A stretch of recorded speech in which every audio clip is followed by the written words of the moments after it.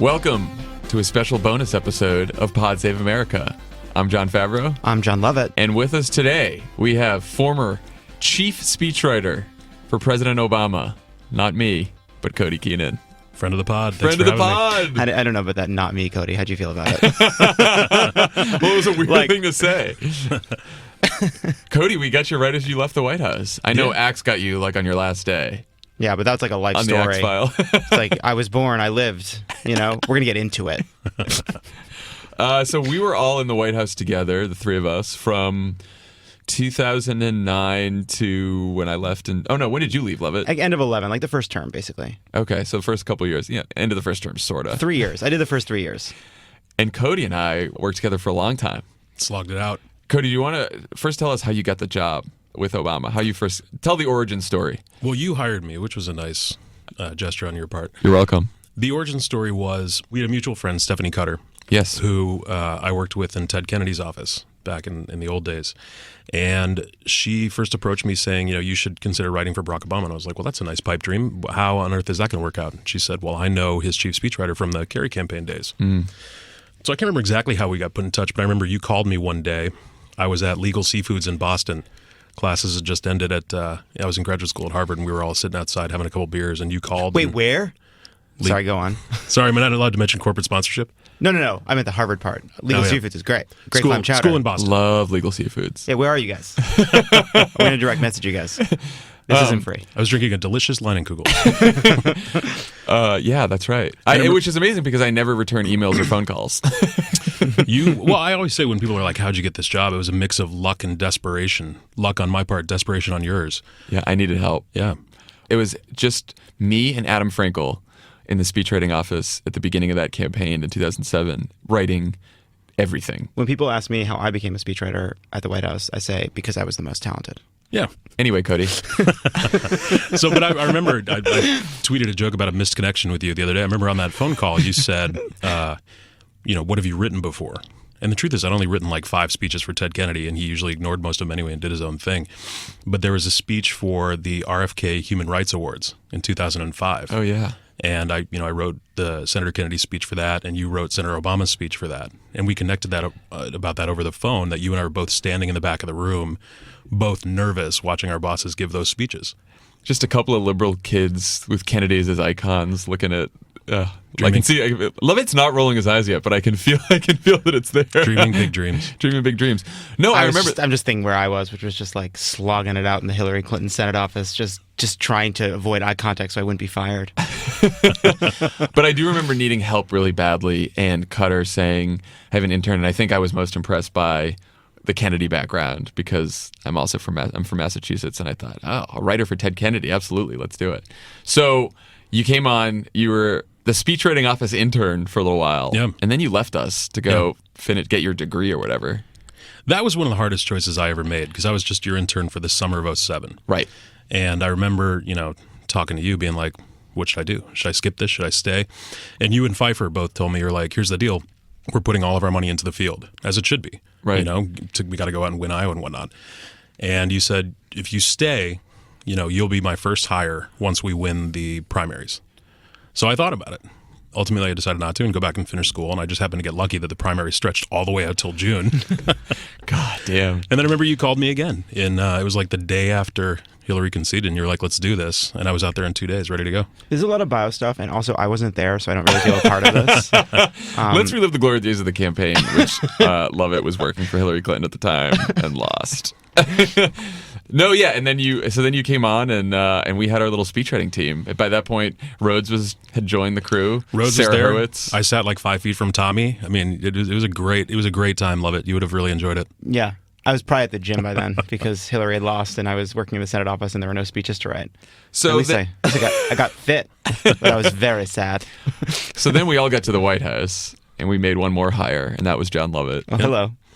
Because we had our team. And then I was no longer the junior guy because we had Kyle O'Connor. That's right. Kyle took over as intern on the campaign in 2008, and then we all got to the White House. And then Lovett was the newest guy, actually. Yeah, watch what you say to that most. I didn't say most I don't junior. want to hear that junior word next to my name. Cody and I shared an office. That's right. How was sharing an office? It was good for the first few hours of the day because Lovett wasn't there. He'd usually come in on his electric scooter around 11:30 in a t-shirt and shorts. This is not a joke. He'd finally put a suit on whenever he had to go to the bathroom. Right. Well, basically, I'd wear the t-shirt and shorts. I'd bike in, but during the summer months, I'd switch to the electric scooter so I wouldn't sweat through all my clothes. And then I'd stay in the t-shirt and shorts and work until I had to leave the office again. At which point, I'd put on my suit. And I'd have to alert people, like, don't come out. I'm putting on my suit. I ran a tight ship, people. So here's a question, because I've thought about this too. Do you remember which speech finally made you stop feeling like, I'm just a fraud, how did I get this job? I don't know if any did. Come on. Oh, I don't believe that. No, you eventually get more comfortable with it, but I think, I don't know if it's a thing about writers, but I think I will always feel like a fraud, not worthy of writing for him. Yeah. But I ultimately got more comfortable with it. I mean, not to blow smoke, but you were an incredible mentor who taught me how to do this. That's why we invited you on this program today. Yeah, so I could blow smoke. Was there like a mentorship program you applied for? I didn't get any of that. The results are clear. I don't know the answer to that. I'd have to think about it. What was the first big speech you remember writing for Obama? Tucson, right? Yeah. That was the first big one. And that normally you would have done that, but you were working on the State of the Union address, which was only about 2 weeks away. And then you had to rewrite the opening of the State of the Union address because, Congresswoman Giffords was shot in that attack. And I should say, this is the thing about speech writing, and we all know this, is the anxiety and the workload of speech writing is directly related to how many people you have doing the job. I know that sounds simple, but like the worst time of my professional career was when it was just Adam and I on the campaign and no one else was helping us. And I remember when that happened in Tucson, and I was sitting there working on the State of the Union, and now he has to go deliver, go to a speech at a memorial service immediately, but also we have to finish the State of the Union. I did not have a lot of stress then because I was like, well, if Cody's going to handle it, Cody can handle it, and I don't have to worry about that. Just having the team and having people with different skills on the team. Like a correspondence dinner comes up, and that could take a whole year, and Lovett's going to handle it, so that's fine. We're good. It's a strange thing just in general, right? Because speech writing is this artistic, long-form, time-consuming week or multi-week process grafted on top of politics, which is very technocratic and very much rooted in 30-minute meetings all day. And so it's like, people always say like, you work in the White House, what's the day like? And actually for a speechwriter, every day is kind of different. Like if you're a communications person in the White House, if you're a policy person in the White House, you get in at 7:30, you do your morning call, you do these responses, you respond to these emails, you figure out what's the next day's about, you write the memo. But for speeches, it's this cycle of work and it's this strange thing. And so it does really depend on having people around who can like kind of slot in, right, to each of these different big speeches coming down the pike. Yeah. And so talk about the process for Tucson a little bit, since that was such a... I think, first of all, I went into your office and said, what the hell am I going to do here? Right. And then I went up and talked to him and Pluff about what we were going to say. And another thing about two things. The first is that we should say off the top that, Barack Obama was actively involved in every single speech, often rewrote big sections of them. It's not like we just... It's not just a disclaimer that we had to sign some agreement to say. Like, right. It's real. It's a very real thing. And I think people have seen enough of Pete Souza's photos to know that's true. Yeah. But what also goes into his speech is what's actually happening around it, in the real world. And pretty quickly after, even during the events of Tucson, you saw people start pointing fingers and getting angry and blaming one another. And that's kind of what became the context for that speech. I remember that. I remember in that meeting too, he said, I want to speak like I'm going to, like a friend passed away or a family member passed away, and I'm going to the memorial service and giving a eulogy sort of about that person that I knew. And so I want it very human and personal, and I don't want it too political at that point. Yeah, and with every eulogy we've done, and we've had to do far too many, the first part will always be paying tribute to the victims, telling their stories. And then the second part will usually be, what is our responsibility now that they're gone? And that changed over time. Tucson, he didn't get political. Newtown, he did. Right. Because you had to at that point. Dallas, Charleston, all had political components to them because we have responsibilities to prevent that from happening again, to live up to the people that we lost. Tucson, the end of it was, I want this democracy to live up to this little girl's expectations. This little girl, Christina Taylor Greene, who died in the shooting, who had just become active, who went to see her congresswoman, which is a patriotic thing to do, who ran for student council and was gunned down in a supermarket. Yeah. Such a strange thing that it's the hallmark of this administration that time and time again, he went and did these these memorial services for a bunch of dead people who were killed in a mass shooting over and over and over and over again. And you don't think about that going in. I remember when we went to the White House, we were all excited. We were like, we get to write about moonshots and State of the Union addresses and commencements and big things. And you never think that every couple months you're going to have to give a eulogy for something or other. Yeah, it just never ended either. So I left the White House in March of 2013. I think about a year before that, you moved into... We started sharing an office together. That was my favorite year. It was of the White House. It was a fun year, and that partly my feelings are hurt now. Love it was gone. I left. Things really brightened up, and partly it was. I mean, you were deputy director of speechwriting at the time, but sort of wanted to make sure that when I left, you'd be ready. What was the transition like for you on your side in becoming chief speechwriter for the president? Like, what did you go through there? I went through spasms of panic and fear. But what helped was spending all that time with you for a year, watching your interactions with him, getting to spend more time with him. I remember you came back from a trip with him. I think you guys were out here in LA for fundraiser or whatnot. And the way you told me was, you wanted to talk to him on Air Force One and said, look, I'm thinking about leaving in the next year or so. I remember what happened is we had just been out to LA and we saw Lovett. And he was like, how's Lovett doing? And I told him about the cult classic 1600 Pen. And I got all excited about it. He's like, that sounds like you sound really excited about that. Like, you might want to go to LA and do that. I'm like, I do. He's like a couple of years from now after the administration's over. And I was like, yeah, maybe a little sooner than that. He's like, what? You want to leave? And yeah. And then I told him not to fear. Yeah, and I remember the way you told it.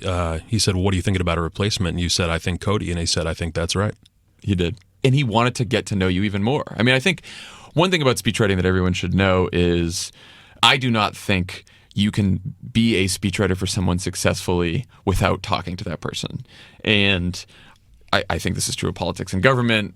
I've said this to a million different companies and organizations that we've written speeches for. Like, there's a lot of times where communications people are like, okay, you can just go through me and I'll tell you what the principal wants to say and then you can write it. And I was like, it is impossible to write for someone unless you know that person. And you see this over and over again. There's this vicious circle for speechwriters who don't have a good relationship with the principal they're writing for, which is they try their hardest to be innovative and be creative and write a great speech, but they don't know the voice of the person they're writing for. It goes up the chain. It gets rejected.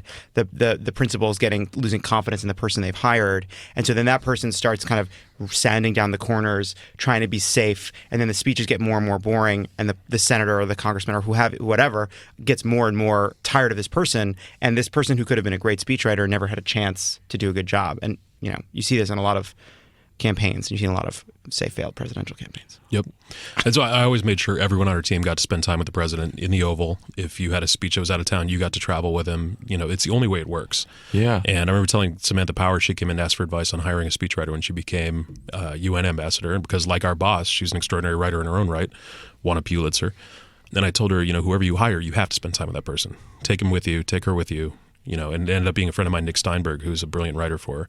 And I said, you have to spend time with this guy, like every single day, every single trip. It's funny. It's easily the most important piece of advice about a speechwriter. Like, it doesn't, you don't need to be the world's best writer. You don't need to have the best political judgment. You don't need to be the hardest worker. Personal plug. But you have to do all those things, and you have to have access to the person you're writing for because it's about that relationship and your ability to harness their voice. That's the thing. People always ask, how long did it take you to get his voice? And it took a few years. And I would say my first couple years, especially on the campaign, were more mimicry than anything else because I hadn't met him yet because everything was going through you, getting edited. And it's really kind of mimicry until you actually meet that person, work with that person, get inside their head. And we didn't spend a lot of time with him during the campaign because he was traveling all the time. I never met him on the campaign. We were all I went on the road once in a while, but we were mainly based in Chicago. So it was actually a lot better during the White House because we ended up like with a weekly meeting with him to talk about the speeches for the week. We got to meet with Axelrod every day because you could sort of gain through osmosis through Axelrod about what the president. Smiths. Hello, yeah, we would go. All of us would go see Axelrod every day, every speechwriter, and we'd sit in his office, and he'd walk in, usually like rumpled and late from something, and just say, like "Hello." Have a donut in his pocket. Yeah, and on his shirt, and he would say, "Hello, wordsmiths," and that's how we'd start the speechwriting meeting. Yep. And there's also just the edits, like, you try as hard as you can to get a person's voice, and then you'd write the speech and you think you captured it, and then President Obama would cross something out and then write a paragraph beneath it, and it's like, oh, that's how he sounds. Missed it.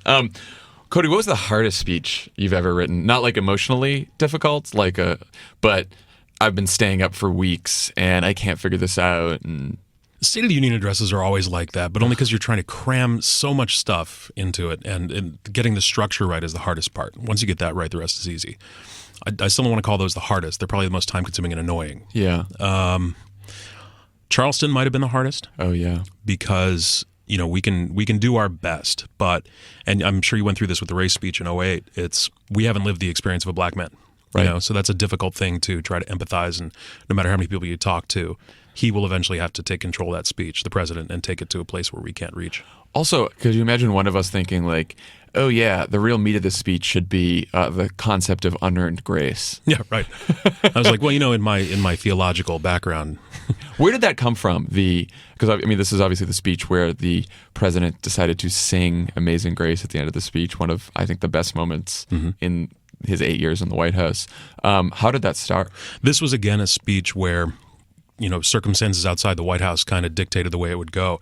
We were sitting in the Oval on Monday, I think, of that week, that incredible, crazy week where the Confederate flag came down, Obamacare was upheld, marriage equality was upheld, and the Charleston speech happened.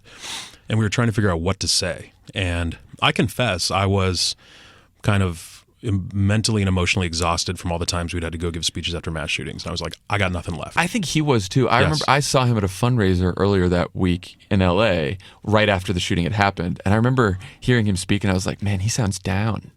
Yeah, and I've seen him angry twice, ever. The first was the day he was told that healthcare.gov was a catastrophic failure, which, by the way, works great now. Check it out. Yeah. And the second was the day that the Senate failed on background checks. Right. And I remember in his anger right afterwards, he's like, what do I say the next time this happens in a eulogy when our Congress has made it clear they're not going to do anything about this?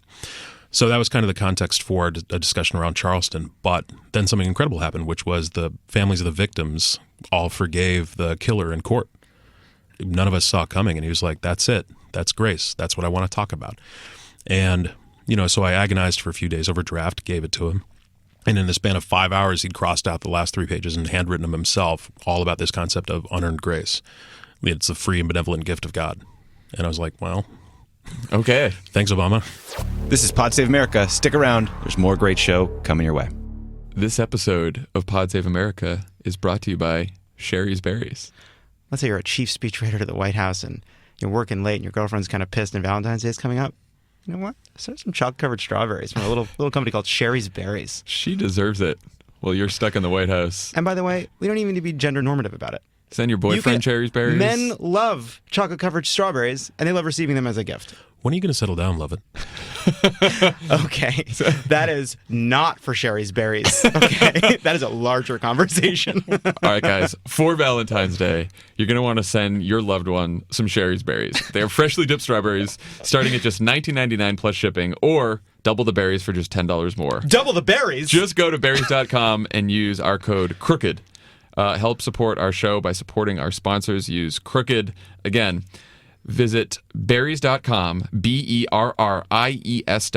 Click on the microphone in the top right-hand corner and type in CROOKED. That's berries.com and use our code CROOKED. Go get some Sherry's Berries today. We got a sample sent to our house, and I think Emily and I ate the whole box at 11 o'clock at night. I think Crooked Berries is Trump's nickname at the Ritz-Carlton in Moscow. Oh, boy.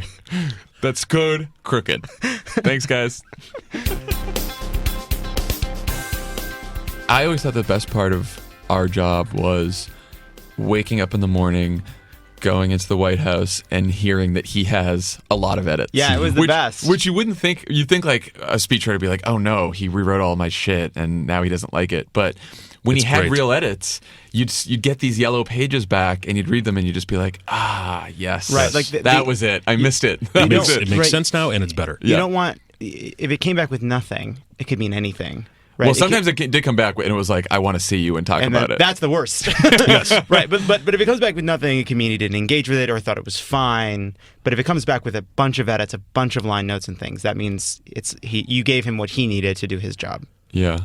And that was true of the Correspondence Dinner speeches, too. Yeah. Should we Yeah. talk about how the first Correspondence Dinner that we ever did, Cody, you ended up as a pirate? I think you guys forced me to do that. I think we did too. Well, so it's, Poor Cody, like he becomes the chief speechwriter for the president of the United States, and when you Google your name, the picture that still comes up is you dressed as a pirate next to the president. Let's talk about how that came to be. But that was the first Correspondence Dinner, right? And it was this insane period, right? He's dealing with the financial crisis. He's dealing with all these different things. That was like the era of, okay, we're giving a speech on science, but there's a topper on pirates, the bird flu, and the Volcker rule. So that was the year of, that was like, Captain... Was it Captain Phillips? Captain Phillips. I'm the captain. I'm the captain now. But it was when it was a real event, and we dressed you up like a Captain Hook pirate. Yeah, because we said the joke was like the president has also promised to meet with leaders he doesn't necessarily agree with, which is a promise he made during the campaign. Well, and there was like a Washington kerfluffle because I think Hugo Chavez like gave him a book at the Summit of the Americas or something. Someone handed him a book, and he was like, "What am I supposed to do? Throw it in his face or something?" Yeah, like, they were mad. He took the book. God, the things that used to be fucking scandals before Trump was president. Holy shit! Yeah. Like Obama, he took a book. Like, he took a selfie at Nelson Mandela's funeral. It's like a morning Joe topic for 2 weeks, Unbelievable. So the joke was that he had said during the campaign that he would meet with foreign leaders without precondition. And he was like, look, here's a photo of me, taking a book from Hugo Chavez. Here's a photo of me meeting with the leader of the pirate rebellion, and that was me. And you were just dressed as such an old school pirate. Did we get a parrot on your shoulder? I can't remember if I tried. I still got it. You have the parrot? Oh, yeah. That's awesome. I drove from costume shop to costume shop to get that done for you. And you handed him Peter Pan. I want to talk about, I think, one of my all-time favorite speeches that Barack Obama has ever delivered, and I can say this since I had zero part in writing it, the Selma speech, the speech he gave at the anniversary of Selma a couple years ago. It's my favorite. I don't know that we've ever talked about sort of how that came to be, what his thinking was. From the outside, what I remember is he was scheduled to speak there for like a month or so. It was coming up. And then a couple weeks before the speech, that's when Rudy Giuliani, still causing trouble today, said, I don't think Barack Obama loves his country or loves this country, something like that. It was, he started out by saying, I know this is a horrible thing to say, which is your first clue that you should just stop talking. Yeah, that's not good. Also, I'm not a racist, but is also a bad sign about what's about to come out of someone's mouth. But it was along the lines of he wasn't raised like we were. I don't think he loves the country like we do. And it's the same kind of dog whistle bullshit we put up with for 8 years, like Barack Obama is some creepy other, Yeah. But I figured when he said that, I was like, boom. This whole speech now, not a direct response to Giuliani, but an indirect response to that kind of thinking. Yes. So, no matter what, you can write a beautiful speech just commemorating what happened at Selma. Easy thing to do. Yeah. Just say, God bless America and go home. But we went into the Oval and I was like, hey, you heard about this, right? He goes, yeah. And I was like, well, let's, talk about that. Let's address it indirectly. And the wheels started turning. He was like, yeah, let's talk about the idea of America, what it means to love this country, what it means to be a patriot, who defines what an American is. And, gave us all sorts of incredible ideas for this speech that were true to his vision of America going back to the 2004 speech in Boston. Yes. Which is that people who love their country can change it. This is a country founded on the idea that we are imperfect. It even says to form a more perfect union. And we have the tools with a system of self-government to do that. And people have done it at great risk to themselves throughout history. Let's tell that story and plant Selma firmly in it. It's also, it happened before Trump, but I think it's maybe the best response to Trumpism from the president that I've ever heard. And everyone should go read it because it's still, I think it is the best distillation of Obama's view of patriotism and American history. What makes America exceptional. Yes. It's patriotism for adults is what it is. Well, but I've always thought that the 2004 convention speech was notable because what he tried to do was redefine the concept of patriotism as not just flag-waving, mindless sort of... We're the best. Right. Or as he said in Selma, not stock photos or airbrushed history. Or right? feeble attempts to paint some of us as more American than others. Okay, guys, people are listening to this. Okay? I can't have that. I can't have us quoting the speeches at each other. Look, just because you don't remember a great quote from an Obama speech. Well, that's some of the great stuff he can do. Like, I remember tons of stuff.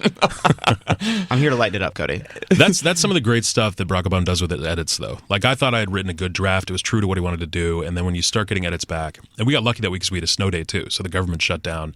I think it was either the day before the speech or 2 days before. So all of his meetings were pulled down and we could just hand drafts back and forth all day. And he'll come back with a couple different kind of edits.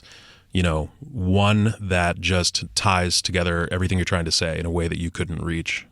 and then others that just make your language better. The first example was he added in the line about, not stock photos or airbrushed history or feeble attempts to paint some of us as more weird than others. That is just a shiv, rhetorical shiv right there. Yeah. There were other ones where I probably had some pedestrian line like, they endured beatings, and he turned it into, the billy club and the chastening rod, the tear gas and the trampling hoof, the gush of blood and splintered bone. And I was like, okay. He's an author. Sometimes he just proves that he can dunk on you.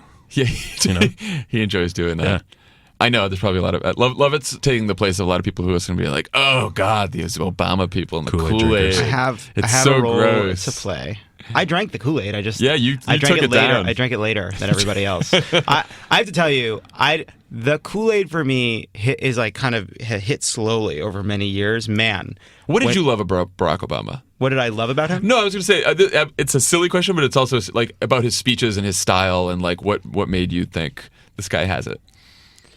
I remember in the 2008 primary, I always found him really compelling, and I'll be honest, like I really liked him, and I'm not just saying that in hindsight. Like I did really like him. Even from the Hillary side of things. The last sort of hook I had to hang my hat on was, let's not pretend it's not a risk. Like, so the way I was thinking about it in 2008 is that we just couldn't elect John McCain. We had these 8 years of Bush. The country was in shambles. Like we needed to elect someone, and fool me once, but I genuinely had adopted the position that, look, I know Hillary Clinton can beat John McCain. I believe Barack Obama can beat John McCain, but I'm just not sure. Right. And so that was enough to scare me. And I also think that a lot of the attacks on Hillary have been unfair over the years.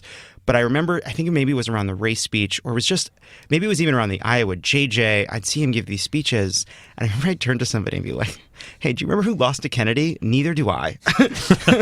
And I think that Barack Obama ran on this platform of optimism and change, but ultimately that's not what was called for from him in the first 2 years of his presidency, which I think are the 2 years that in many ways will define his legacy. What was called from him is maturity, responsibility, being circumspect, being an adult, treating people like adults, making hard decisions. It turned out that he ran on this platform of change, and he did bring a great deal of change.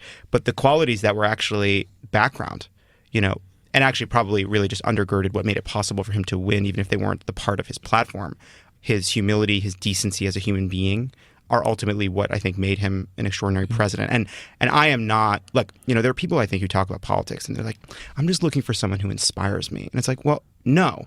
I understand saying that inspiration is a tool, but if you're saying you need to be inspired, you need to grow up, because that's not what politics is about. Politics isn't a TV show. It's about actual problems in people's lives. Like, I am glad Barack Obama is inspirational, but I don't need it. I need a politician who can do things.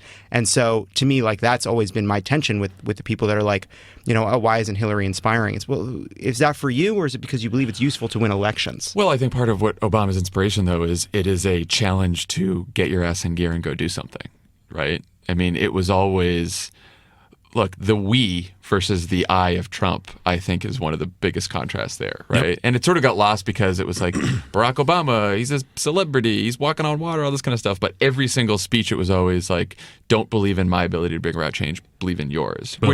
Which can very easily sound cheesy and trite and cliche, but there is something underlying that's real, which is what the responsibilities are of citizens in a democracy. And just one more thing also that I had to learn over time, which is, I don't know, I'm a cynic about certain things, and I believe anybody who wants to be president is insane. And that usually that these are people with a hole in their hearts that no power or privilege or attention could fill. That's been true of many of our presidents. They have a chip on their shoulder. They have something in their history that makes them search for this thing to make them feel better, to make them forget their fear of death, what have you. And I remember feeling like, I don't understand. Like, is Barack Obama a cipher? Where is this flaw? Like, where is this flaw? And I do believe, you see that over the course of administration, you see the consequences of aloofness, of arrogance, what have you. But his fundamental flaw is simply believing he was the right person to do this job. But I do believe in over 8 years that was true.